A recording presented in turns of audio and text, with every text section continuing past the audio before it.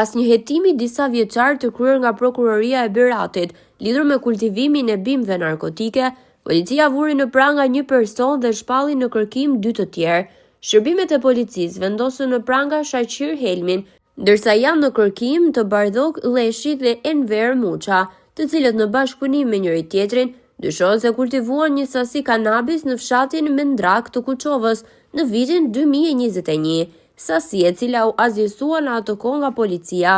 Në vijim të këtij hetimi me urdhër të prokurorisë dhe vendim gjykate, ushtruan kontrolle banesash ku policia gjeti armë gjahu, fishek, armë gjahu, armë sportive dhe 16.980 pound britanik.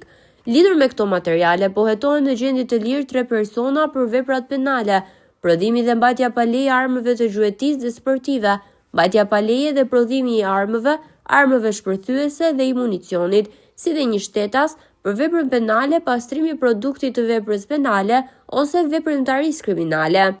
Shuma e madhe e parave ju gjet një 29 vjeçari i dënuar më parë nga autoritetet britanike për veprën penale, kultivimi bimëve narkotike. Sipas policisë, parat dyshohet se janë përfituar nga veprimtaria e palishme në Mbretërinë e Bashkuar.